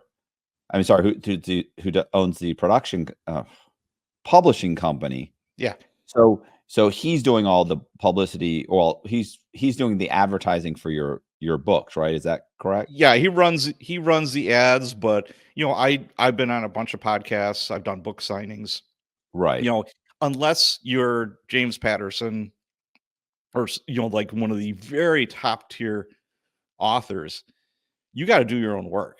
Even if Yeah. you get picked up by like one of the big, publishing houses, you still have to do all the work. They might advertise it for a month or two, and Yeah. then after that, the new shiny thing comes along and you're pushed to the side. Yeah. I was Unless wondering, it's selling like hotcakes. prior to that, when you were doing your self-publishing, were you doing like Google ads or just doing podcasts? I I always have Amazon ads going on. I have Right. Amazon ads, the podcast itself, the Facebook group. You know, that's all visibility and it's all content. Right. People get to know who you are, and then they find, hey, he's got these books that help out writers. So it's evergreen. That will always give me returns, always. Yeah. Yeah, there's just not it's funny, there's just not a ton of money in writing. But it's funny, I mean, unless you're like a big time, you're doing you're like a bestseller or up there. You But know, it's funny. Go ahead. no, as far as making money with writing, it's kind of like the lottery. But if you don't play, you're not going to win. Right. Well, what's funny for me is that like the books that I wrote while I was locked up, while I was had all the time in the world, you know. So I wrote these books and then I got out and then I self-published those books. I didn't even try and get a literary agent. And Right. I self-published them. You know, it's not a lot of money, but it's like it's just showing up. You Yes. get you Yes. get $800, $1,000 a month that pops into your account, and it's and so you think, okay, well, yeah, there's not a lot of money. Well, no, not in the short term, but it's nice that 5, 6, 7 years after I wrote a book, every month it's making each book is making, well, for the most part, my book's really making the bulk of it. But I do need to. I just recently started running Amazon, doing an Amazon ad campaign. Hmm. And I need to do that for every single book I have. That's a tough nut to crack because you're dealing with the Amazon algorithms Right. and you're trying to guess all that. And there's different courses that teach that if you Right. want to put in the time, or you could hire somebody to do it for you. But even at that, I mean, I there's no guarantees with that at all. Yeah. There Well, really isn't. and I've been playing with it. Like I ran one ad where I picked all the keywords myself. Sure. And so literally it spent 40 or $50 within whatever, a week. And I had Oh no yeah. sales. And then I had another one where I clicked, I ran the ad and I just said, let it pick its own, do the ad Sure. placement itself, where you let Amazon's the algorithm take Hmm. care of it for you. Sold like 5 or 6 books Yeah. with very, very little money spent. The authors that I know that are making money, most of them, it's not in nonfiction. It's a sales funnel for, okay, I've got this course, or, I'm selling a product of some type, Right. Yeah, I don't that have kind those. of thing. Or if you're writing fiction, what I've seen, the most success is people that are writing like 4, 5, 6 books a year easily. I've known that have sold, that have written more, and it just begins like a snowball effect. Right. And they start making money, but you it's kind of like a hamster wheel that you're running on. It is tough to write. It's tough to write 1 or 2 books a year, let alone like 10 or 12. I know guys that write even more than that. And Right. it's hard work and you're not guaranteed a return, but you try to pick a genre that is popular, but not so popular it's saturated. And Right.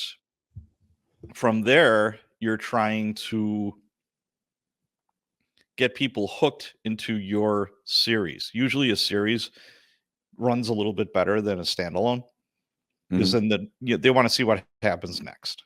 Right. So you just keep going and going and going and going.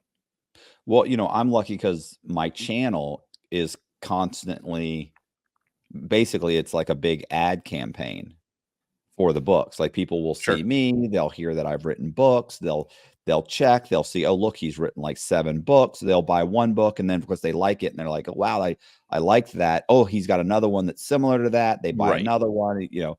So I mean, because if I just put them up on Amazon and kick back and hope they would sell, I'd It's not sell gonna I'd sell probably, if I even sold 5 or 10, I'd be lucky to sell 5 or 10 a month. not You know, I even that. certainly wouldn't be Yeah. selling what, yeah, I was gonna say, if that. Right. Um, Yeah. You have to actively put yourself out there. I mean, and when it comes to publishing and self-publishing, there's no one size fits all. There yeah, really isn't. Some people, it's the rapid release program where they're releasing a new book every month. I mean, there's pros and cons to that. Then there's others that are only doing like 3 or 4 books a year, and they're doing really well. But they're very right. good with advertising. They've got a following. I'm a huge fan of Pat Flynn. I don't know if you know who he is. No. He wrote a book, I think it was called Superfans. He said, "I'd Okay. much rather have 1,000 superfans Oh, that will yeah. buy whatever I write, whatever course I have, whatever I write, et cetera, than trying to wrangle 10,000 fans that are like, come see, come saw." Yeah, I was gonna say the 1,000, the super fan rule is something that I've heard I didn't know it was a book, but, Yeah. I've heard that over and over again. What you need is 1,000 super fans. That's what you Yes. need to be successful at YouTube, and then have a Absolutely. product. Yes. It's that mindset of, hey, you know what? I really like this Matt guy. Whatever he's got a great story. He puts out a new book. I'm buying it. What is it? $4, Right. $5? That's a no Yeah. brainer. Yeah, it's $22, but that's fine. Yeah. But, it's, I actually have some books that are 17, I think $17, something like that. And then I've got, Audible, and then, ebooks. They're Sure. like $9. They're not, they're cheap. Right. Um, Exactly. but it's funny, I sell a lot more physical copies. I remember when ebooks came out, and I remember reading all these articles and thinking, yeah, people are just not going to, they were predicting in all these articles that there's just nobody will be printing books anymore.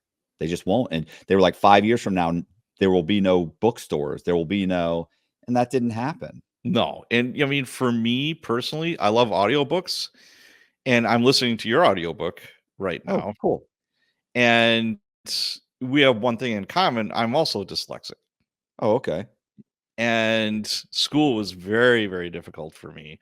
I was like a hair's breadth away from being in like the special classes because Right. it was a Catholic grammar school, it was nuns and civilians as well. And they didn't know what the hell was wrong with me. They just thought I was stupid. Yeah, you're And the same age as me. Back then, that's yeah, what it was. You yeah, were something's wrong. They would talk to me and they're like, "He's got a great vocabulary. He's, he's articulate. Like he speaks well. right. I don't understand. Like he can barely read and write. What's going on?" Yeah. So I'm not a fast reader. So I love audiobooks. Me And too. if there's an audiobook that I really like, especially a nonfiction, then I'll just buy the paperback for a reference. Right. Um, yeah, luckily I do sell. I mean, the bulk, I'd say 80% of the sales is physical books though. That's great So, because that's where you make all your money. it's funny, I have a friend who's a truck driver. Every time I talk to him, I yell at him. He's almost 70 years old. So I'm always yelling at him like, "Why?" Because he's always telling me about, "Yeah, I remember I was driving through, Idaho or, in the middle of, and I was listening to Pink Floyd." And I'm like, "Why do you listen to music when you drive? Why aren't you listening to audiobooks?" "I don't want to do that. Why?"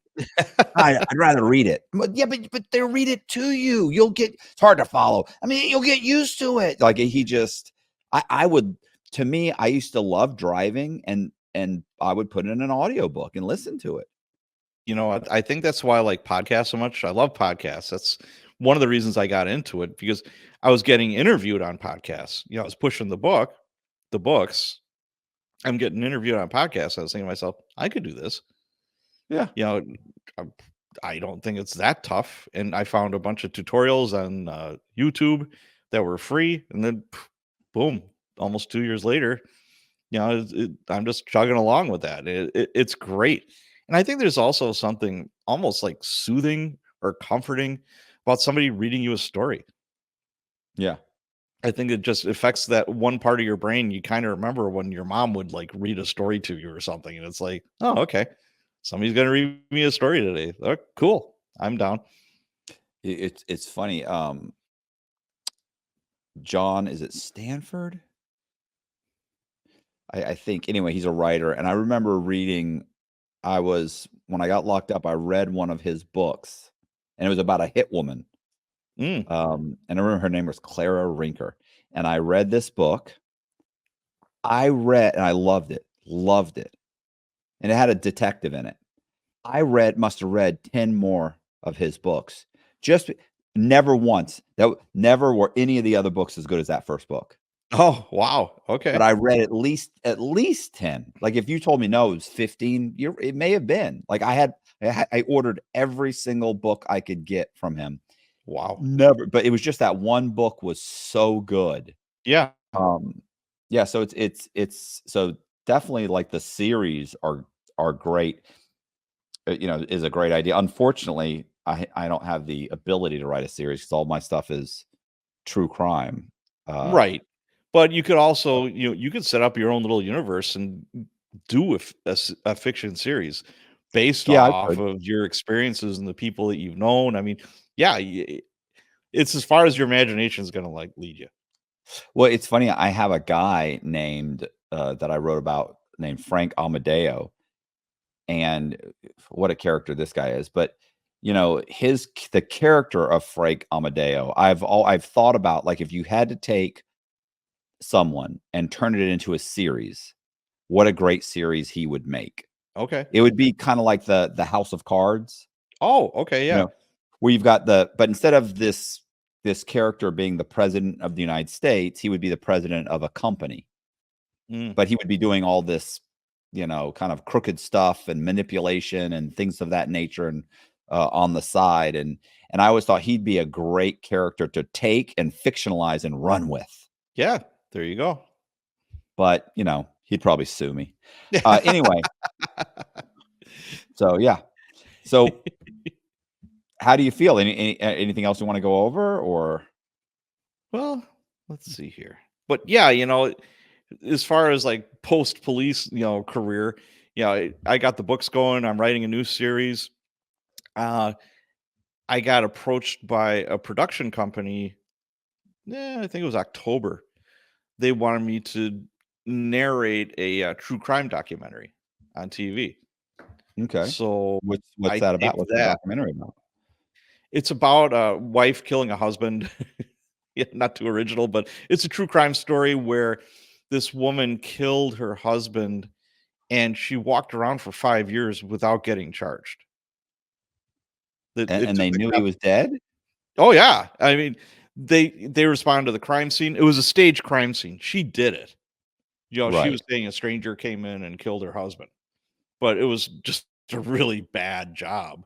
It was in a small town where I think they had one homicide before that was like 50 years ago. So Okay. the They were cops there, ill-equipped. they were very much so. The DA wasn't didn't do the best of jobs with it. And finally, they had state investigators come in and they made a good enough case where it went to trial. And this woman, and I can't talk too much about it because I signed an NDA and all that kind of stuff. But Right. this woman wanted the judge instead of the jury. You could choose a bench trial if you want. And it's Right. like that made no sense to me whatsoever. I mean, at least you'd have some the jury has to be unanimous. Yeah, yeah. It's like you know, and there was extenuating circumstances where she totally could have claimed mental defect. There was all kinds of crazy stuff going on where she was abused as a child and Well, I'll go over some of it. She was sexually assaulted by her father as a child, and he went to prison for that. The mom left him, obviously, after this all came to light, and it was going on for a long time. She gets married, and at the homicide scene, they find a 14-page sex manifesto where they have a master slave agreement between her and her husband, and he has to call her daughter and she has to call him father. So weird. Now People are with so weird. dude, I'm like, what the hell? I'm reading these police reports and I'm just like, are you kidding me? Oh my god. So yeah, dude, I mean, I've got a great story. I mean, you never, just when you think you've seen it all, you haven't. You know, I was on late power, which was 7 at night till 3 in the morning as a sergeant, and I was lucky enough to have another sergeant as a partner in the car with me. That doesn't happen very often, but I was lucky enough that night, and we hear a call for a DOE, dead body, in this warehouse where they have limousines, classic cars. It's like a big storage facility for these Right. cars. And I didn't even realize it was there. I just thought it was, it's this very industrial part of town. I thought it was just another factory or something. So we started heading to it, and one of my cops gets me on the line on a side channel. It's like, "Hey, Sarge, you coming?" I'm like, "Yeah, I have to come. There's a dead body. I have to go to that." "You're not Right. gonna believe this shit. You're not gonna believe." I'm like, "All right, all right." Uh, I get there, and my cops are as giddy as like 2-year-old schoolgirls. And they're just bouncing off the walls. "You're not gonna believe this shit, Sarge." And I'm like, "All right."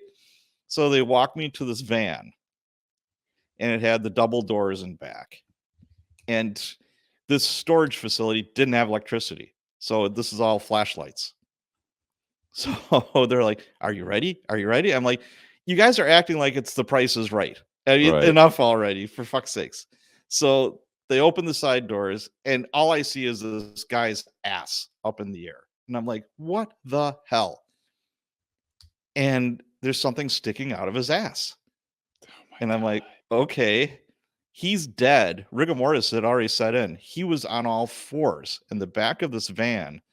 His pants and underwear are down to his ankles, and he's got what looks like a bottle shoved up his ass with a plastic grocery store bag with like strings, like it looked like a parachute connected to it. And I'm like, okay, this is a new one for me. And he's like super dead. He's DRT, dead right there, Super- deader than Elvis.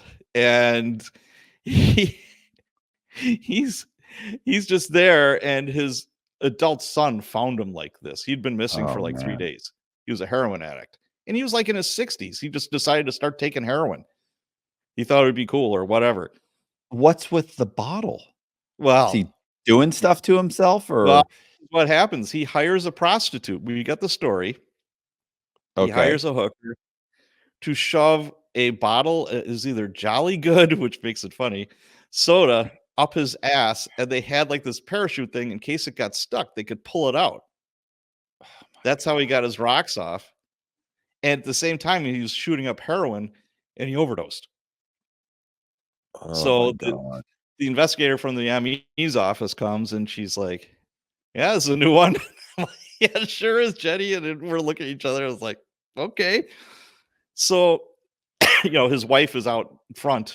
The son calls us, "I want to see him." And I'm like, "No, no, no, no, no. You're not going to see him like this. This isn't going to be your last memory of your, you know, dearly departed." So we clean up, and bodies, we call them the body snatchers. Mhm. Detectives come, then the guys that come and take the body, they take the body, blah blah blah. You don't take anything out of the body, you just leave it the way it is. So I see the same investigator from the medical examiner's office at a different homicide a couple days later, and we all get to know each other. And I'm like, "Hey, Jenny, Right. how are you?" And I love Jenny. She always had a cigarette sticking out her. "Hey, how's it going, Sarge?" And it's like, "Hey, going good." And she's like, you remember that guy with a bottle up his ass? And I'm like, yeah, how could I forget? And she's like, yeah, they did the autopsy. You'll never guess what they found. And I'm like, no, there was another bottle of hot sauce. They used the bottle of soda to jam the bottle of hot sauce up his ass. Wow. And I said, was it open? She said, oh yeah, there's hot sauce everywhere. And I'm Oh like, God. oh. What's wrong with people? I came home that night and I'm just like, all right. Feel so normal compared to that dude. Well, and, I had one autoerotica asphyxiation, kind of like the lead singer from NXS. What was the name? James Hutchinson or James? I forget. But what happens is you'll have guys cut their airway as they're either masturbating or having sex. It heightens the orgasm. Okay. So sometimes that goes awry. So one of my partners gets called. This is during the day. It's a 4-family apartment unit.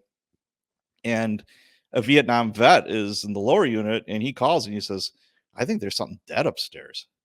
It's like, okay. He says, hey, I know the smell of death. And he said, that's death. So we get there. Sure enough, there's flies. I mean, just covered in the windows. And we're like, ugh, okay. This is definitely a dead guy up there. You'll never forget that smell. So we boot the door. It's like, oh my God. Here's this guy. He's on the floor sitting up and he's got a portable DVD player on in his lap, like lower in his lap. He's got headphones connected to the DVD player, his pants and his underwear down to his ankles. And he's got a noose around his neck with like a pulley. And to top it all off, he had nipple clamps attached to a 9-volt battery, one of those big like lantern batteries. He's into it. Oh, he's totally into it. And so he was like way dead. He was turning green. He was like, ugh. And he was just watching pornos and whacking off. And he had his nipple clamps going. He had electricity. So Jenny came again. I'm like, Jenny, heart attack or what are we got here? She said, either he didn't do the rope thing right and he like hung himself, or he had a heart attack during the process of. She said, we won't know until we do the autopsy. But that's the first time I see that. I was just like, wow. Like you said, I'm boring, man. I like my boring life. I don't want any part of that stuff. Yeah, that's a little over the top. I don't know what's wrong with. I don't know. I don't know. Yeah, I'm pretty traditional. Well, yeah, I almost hate to say, do you have anything else? I do actually. What else is going on? We get sent to a house fire, and I'm like, okay, it's like another house fire. We do crowd control unless there's a dead body in there. There'll be an arson investigator will do their thing to make sure it wasn't arson. Most of the time it's not, but every now and then. And in older kind of crappier neighborhoods, they're very old homes, and the building material is very flammable that they use back then. Yeah, These and they houses got the go up old tube and knob, that tube and knob stuff in Yep. them, and it'll go up like a what. Yeah. So there's a mom and 3 kids like next to a fire truck, and I'm like, oh, thank God they got out okay. Blah blah blah. Fire chief comes up and he's just laughing. He's like, you might want to put up more yellow tape. And I'm like, come on. Said, yeah, you got a crispy critter in the basement. And I'm like, all right, that's a dead body. Yeah, that's burnt up. And the family only spoke Spanish, but I was lucky that I had an interpreter with me. And he's like, you're not going to believe this shit, Sarge. I'm like, what? He's like, this guy, they came from Mexico. He's married. He's got 3 kids. He decides he likes dudes more than his wife. She feels bad for him somehow. And him and his boyfriend are living in the basement in the laundry room. That's where she put him. Well, he had a fight with his boyfriend as they were like doing the deed. and the boyfriend doused him in gasoline and set him on fire. And then that set the rest of the house on fire. Right. I'm like, oh, okay. And everybody wants to see this body, and it's like, yeah, the rubber's still on his dick. I'm like, shut up. It's literally burnt on. So everybody had to, like, cops are the worst. They're like, no way, we got to see this. And I'm like, oh my God. So yeah, that's Where was the what. boyfriend? Oh, he beat feet. He was gone. Oh, okay. He was gone. But we knew who he was. Yeah, it didn't take long to snatch him up. But yeah, we're waiting. It was one of those instances where the state fire marshal came. That didn't happen often, but this was kind of a unique situation, to say the least. And we're waiting and waiting. And my cops, we'd been there for like 6 hours or a little bit more. And it's like everybody's hungry. So I gave one of my cops, like $40 or whatever. It's like, go to McDonald's, these guys need to eat. So we're eating dinner on our squad cars, and all these birds like came out of nowhere. They smell the flesh, the burnt flesh. They want to go in there and eat. And yeah, we're munching away on burgers and stuff. And people are like, it doesn't bother you? I'm like, no, not at all. I've seen burnt up bodies before. I mean, we had one where we call them bum camps, where homeless people have tents. Yeah. It's like, oh, that's a bum camp. And we got called for a fire. What happened was there was a guy inside his tent. He was really drunk on vodka, and he had a portable heater, the not gasoline, kerosene spilt on his sleeping bag, and he got set up like a Roman candle. He burnt up inside his tent, and the fire department got there, and they're hosing him down. And I'm like, it's literally like maybe 1 or 2 degrees, cold ass Wisconsin night. And now by the time the medical examiner, and it was Jenny again. I mean, there is more than one, but it was always Jenny. And she comes in, we look at each other, and I'm like, hey, look at that. We got a bumsicle. This guy was like a frozen block. And I'm like, way to go, Sparky. I'm looking at the firefighters. I'm like, now we can't do shit. This guy is like in a frozen block. So we're like, yeah, he's a bumsicle. Yeah, practically peel him off the ground. Oh, Probably yeah. glued to the ground to the ice. Oh, yeah. That was just nasty. Yeah, I was gonna say I had a guy on here who was talking about the homeless encampments. And he was talking about how they'll like beat each other to death, and they'll Oh, hell yeah. he said it's horrific. He's like, they're these little governments within that run the camp, and they typically have like a little mayor that is the main guy that works out disputes and issues punishments. And he was like, it's insane. It's like a whole little it's like Lord of the Flies. We had another guy. This is different. I was working day shift in a fairly nice neighborhood, and we were across the street from a hospital. Nurse comes out for a smoke break. And by the way, a lot of nurses and doctors smoke a lot. And she's by this like little park across from the hospital, and she notices this like foot sticking out underneath a bridge. It's like, what the hell? So she goes down there, and sure as shit, there's a dead body burnt up. So we get called, and we're across the street. Shit, I can just walk over. This is great. Right. So we go over there. It was my buddy's scene. He was in charge of it. I was just helping him out. And this guy was under the bridge, obviously homeless, and the front part of his head was just caved in. So what happened was there was a dispute over his spot, and other homeless dude just takes a rock and just caves in his head with this big ass rock, kills him, then sets him on fire. Right. Yeah. So, and all these homicide detectives that showed up, and all the brass that shows up, we've all seen burnt up bodies before, but this one was like the most ghoulish looking, where we would literally, people are like, every time they saw him, they'd like jump for the first time. It was like, holy shit. And why did he set him on fire? He thought it was going to destroy the evidence or something? Yes. I mean, Yep. That's Yeah. usually if they set a car on fire, set people on fire, it's to destroy evidence.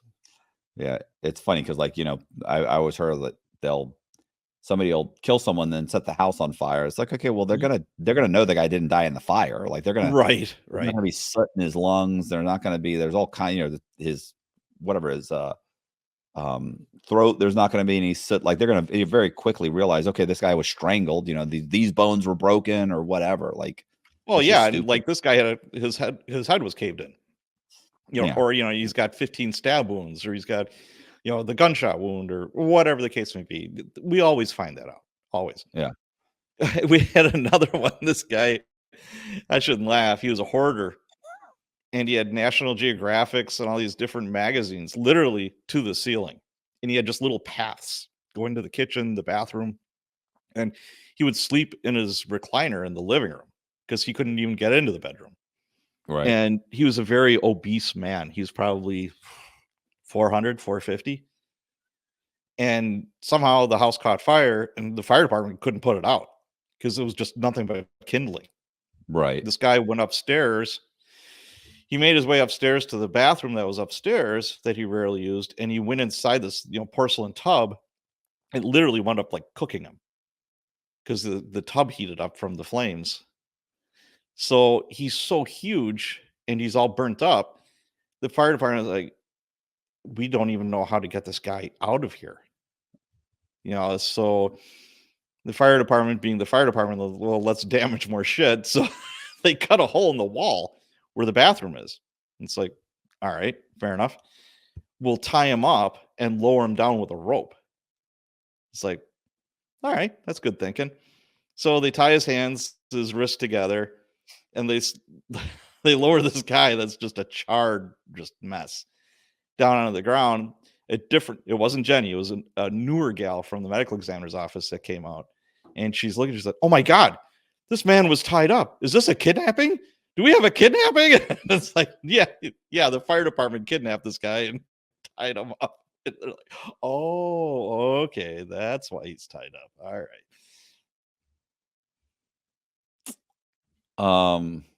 Well, where can everybody find your books? I'm on Amazon exclusively right now. Okay. Even the That's ones that are with your buddy, he's also yeah, it's all Amazon. Just look under Patrick O'Donnell. I am not the Civil War or World War II author. There's a Patrick O'Donnell that does that. Cops and Writers podcast, Cops and Writers Facebook group, Cops and Writers. Yeah, I noticed .com. you don't I didn't see the Cops and Writers on YouTube. Yeah, Or is it on YouTube? It's on YouTube, I but just started that channel. I was gonna say. Yeah, I just started the YouTube channel. I was just doing YouTube shorts because people are obsessed right now with short, like little TikTok reels, Yeah. Instagram reels. That's what people are watching right now.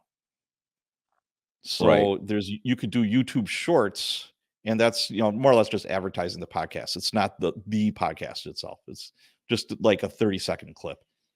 And you haven't thought about putting the podcast on YouTube also? I have. It's just one more thing that I have to learn how to do, and Right. and edit and all that kind of good stuff. So I'm a one-man band right now. I mean, I do have a virtual assistant Right. that takes care of a lot of my admin stuff and my newsletter and all that kind of stuff. But the production and all of that for my podcast, I'm doing myself.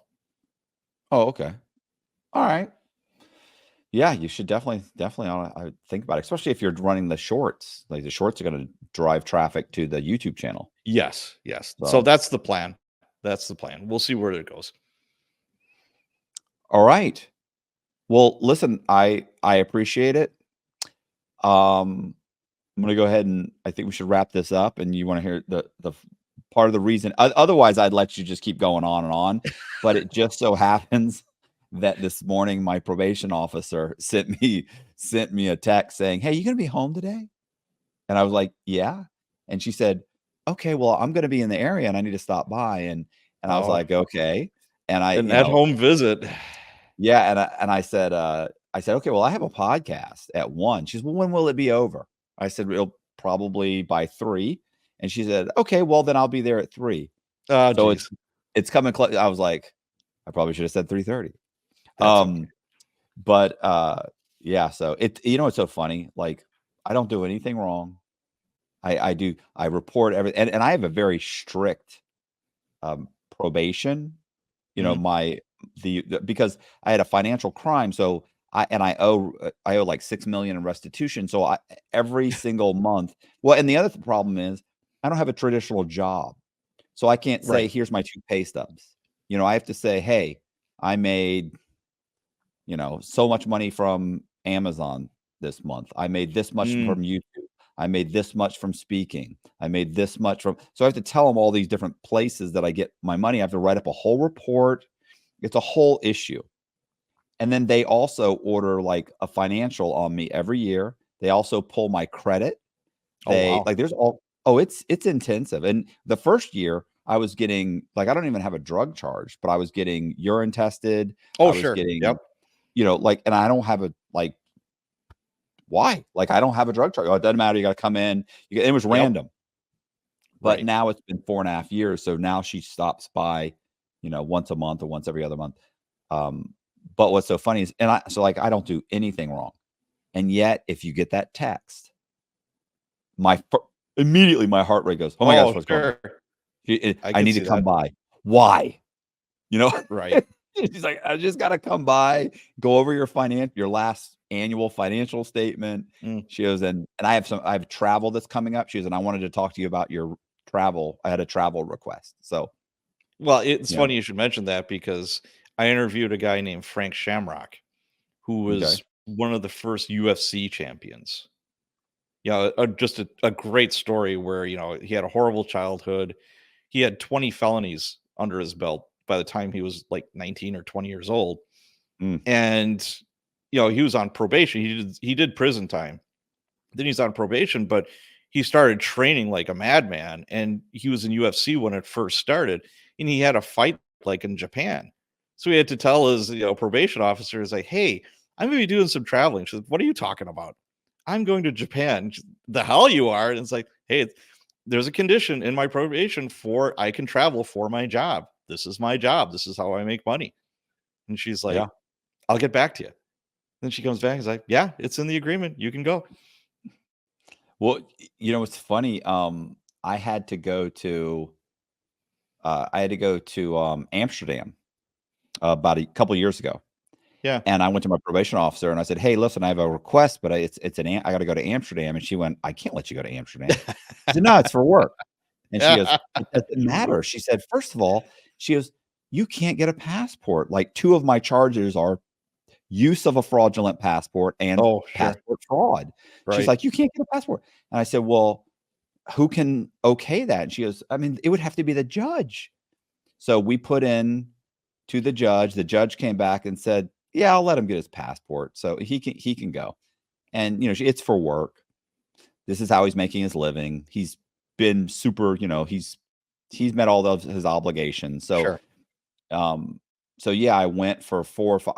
Actually, I think I want to say it was 5 or 6 days. I went to Amsterdam, came back, and on my way back in, they pull me out of line. Like, you're going through, "Oh, Oh, welcome back to the sure. United States." Welcome. Yeah, yeah. I say, "Scan my passport." And the cop looks at my passport, looks at me, looks at the screen, looks at me, puts my passport over here Oh, geez. and starts reading.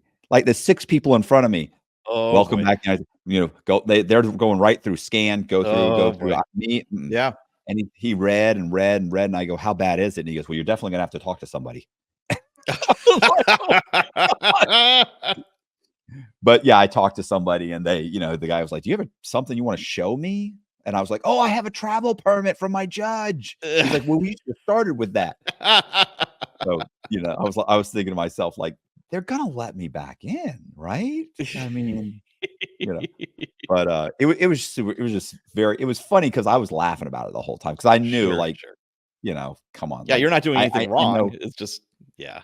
Yeah, I know what's coming up on I know there was like some kind of a notice or something to arrest me, and he even said that, "Yeah, there's a something something notice," and I went, "Well, that should have I said, that shouldn't even be on there. And he goes, well, it's expired. And I went, well, it's expired. And he goes, still.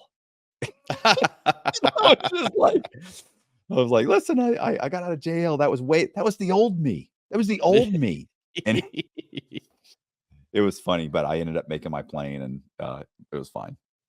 But Very yeah, good. it is a pain anytime you have to leave.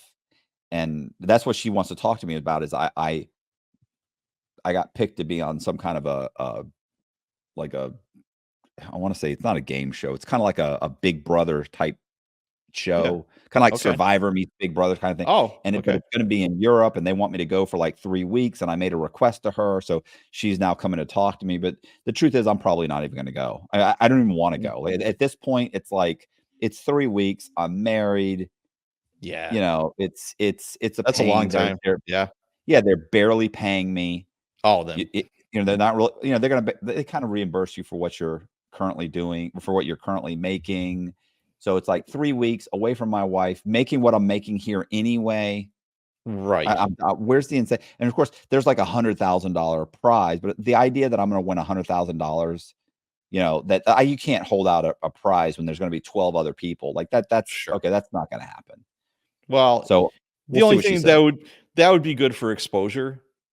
You're hoping that somebody else sees you, and it's like you have a very interesting story, et cetera. That would give you that might kickstart something else. That's like I this agree. podcast. It's like people would know about you unless you were doing the podcast. Right. I agree, but I've already been on multiple TV shows. Okay. And in the end, what they always try and sell you is like, when you're negotiating some kind of a fee, they always end up like, well, the exposure, you're going to sell a lot more books. The truth is, I've been on a bunch of shows. I didn't notice any more books being sold. Right. If anything, I sold. That's hard. Yeah. Right. If anything, maybe I sold an extra 20, 50. Like it wasn't so much that I could clearly see like, oh, wow, there was a huge spike. There wasn't. Right. And it's not like it's been once. I've been on several TV shows, and that didn't really happen. So that, when they do those things, like my only thing would be exposure. But the truth is 3 weeks without my wife. And this is the other thing, they're going to sequester me. So I can't have my cell phone. I can't communicate with her. So it's 3 that's weeks bogus. without your wife, with no contact. I would not like that at all. Right. And so I'm in a very real way, I'm hoping she just shows up here and says, yeah, we thought about it. We're just not going to let you do it. And I've really already kind of told them like, look, I just can't do this. Like, they came back and offered me more money. And to me, it's like, no, like it's still not enough. Right. So, and then of course, well, you may win the 100,000. Stop it. Right. I'm not winning 100,000. That's not, there's 12 other people. So I got a 1 in 12 chance. No, thanks. Sure. I'll stay here. Yep. Listen, I appreciate you coming on. Thank you. Hey, I appreciate you guys watching the podcast. Do me a favor, hit the subscribe button, hit the bell so you get notified of videos just like this. Also, do me a favor and go in the description and check out Patrick's podcast. We're going to put the link in, and we're also going to put the link to Amazon for his books. I really appreciate you guys watching. Also, please consider joining my Patreon. It's like $10 a month, and it really does help. Thank you very much. See ya.